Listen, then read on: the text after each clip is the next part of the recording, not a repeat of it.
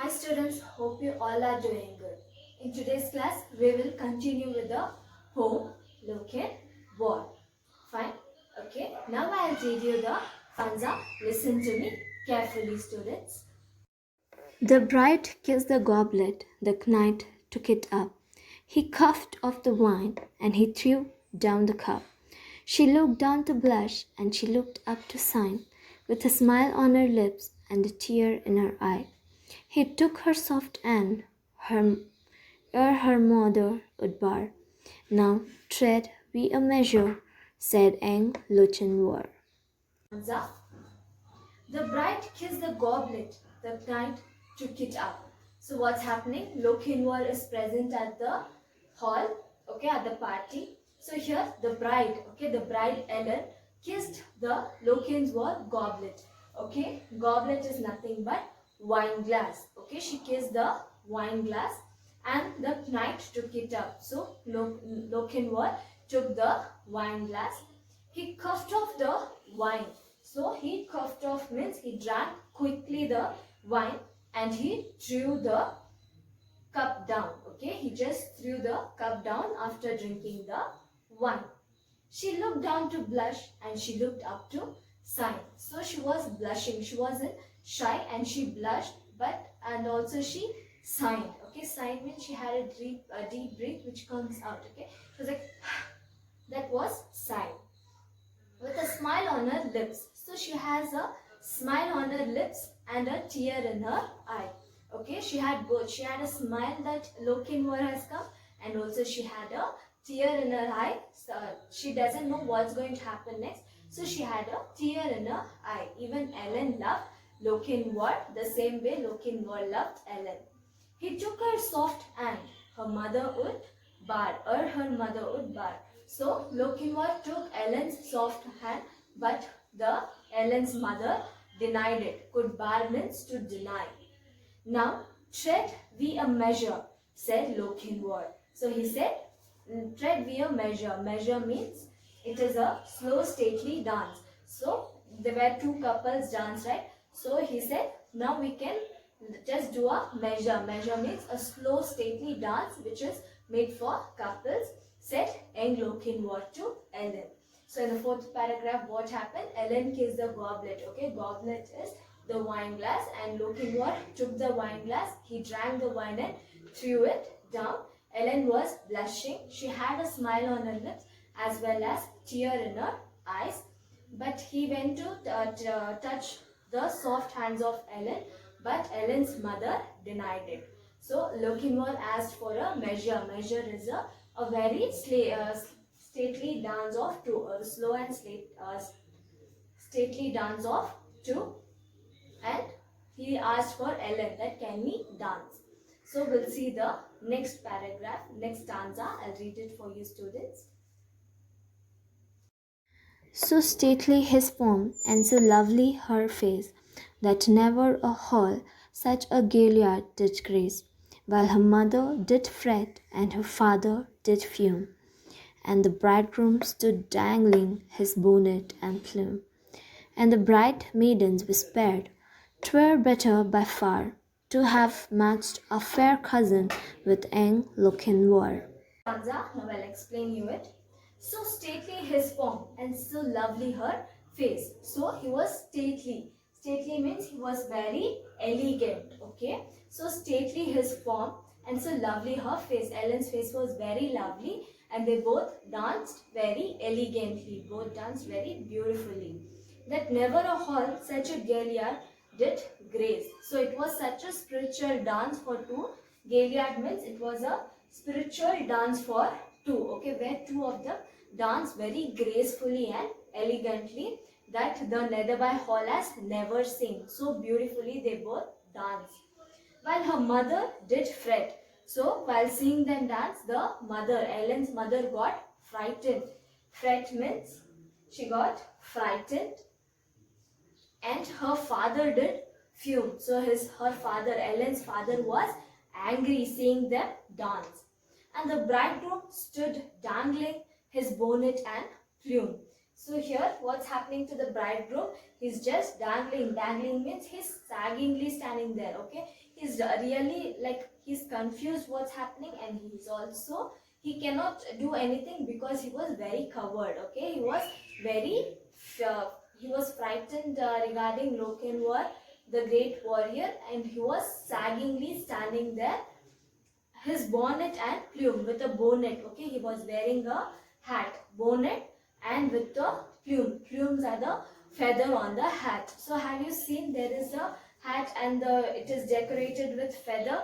So with such kind of hat he was standing there saggingly. And the bride maidens whispered. Okay, the bride maidens, the friends of bride, they started to whisper that twere better by far. So these look more better. These two pairs are looking more better than the groom. To have matched our fair cousin with young Lokinwar. So Ellen is made for each other with our young Lokinwar. They are made for each other. So people, the bridegroom's maids started to whisper with each other that Lokinwar and brother fair Ellen is made for each other than the groom, who is very covered. So this is what happened in the Netherby Hall. Later what happened, we will see in the next paragraph, students. That is the 7th stanza. One touch to her hand and one word in her ear, when they reached the hall door and the charger stood near. So light to the crop that fair lady he swung, so light to the saddle before her he sprung. She is won, we are gone over bank, bush, and score. They'll have fleet steeds that follow, quoth young Lokinwar. Hope you heard me reading the 7th stanza. Now I will explain it. One touch to her hand and one word in her ear. So what did he do? He touched her hand and he whispered something in her ear, which only the Ellen knows and Lokinwar knows. What did he say? Nobody in the hall did not hear what they were speaking. It was very secret. When they reached the hall door and the charger stood near. So what did after he whispered those words in Ellen's ear, they both ran to the gate, okay, to the Netherby gate, and the chargers stood near. The chargers are the horses used in a battle. Okay, the chargers are the horses stood in the battle. So after they went to the Netherby gate, there was a steed of horses. There was a steed of horses. As if they are standing in a war, the horses were standing near the Netherby gate. So like to the croup, the fair lady he swung. So what happened? He just took Ellen and he made her to sit on the horseback. Okay, he made her to sit on the saddle of the horse. Okay, back of the horse. So like the saddle before he sprung. Sprung means to sit. Okay, to jump and sit. So before he sat, he made her to sat. So he got first into the horseback and then he took Ellen lightly and he made her to sit on the horse. She is won, we are gone, over bank, bush and score. So she is won means, so Lokinwar has won Helen now. Okay, he's taking Ellen out of Netherby gates. Okay, now they are crossing. They are crossing the banks of the river, the bushes and the score. Score means the steep rock. Okay, they have riding all these ways and they have crossed all the things. They have crossed the banks of the river, the bushes and the steep rocks. They'll have fleet steeds that follow, quoth Eng Lochinwar. So Lochinwar said that they are horses. There are so many swift horses. They are following us. Okay, he said to Ellen that they are your relatives. Okay, the kinsmen. They are following us to find us out. Okay, so they were riding very fast so that they don't get into hands of anybody. Okay, so here what happened? Lokinwar said something to Ellen's ears. He whispered something and they both ran to the Netherby gates, and over there the charger stood. Okay, the charger is the horses. Okay, as if in a war they're standing. They were standing nearby the Netherby gates, and Lochinvar, he sat on the horse, saddle of the horse, and later he took the Ellen lightly and made her to sit on the horse as well. And she was one. Okay, she was ready to go with Lochinvar, and they both crossed the river banks. They crossed the bushes and they crossed the Skard. And Lochinvar said to Ellen that they are the steep horses which are following us to find us out where we are going. So next, what happened? Did the Ellen's relatives, did the Ellen's father find Ellen and Lochinvar? We will see in the next stanza, students. I'll read it for you. Listen to me. There was mounting mongrams of the Netherby clan, Forsters, Fenwicks, and Musgraves. They rode and they ran. There was racing and chasing on Kenobi Lee, but the lost bride of Netherby never did they see. So daring in love and so dauntless in war. Have you ever heard of gallant like Ang Lochinvar?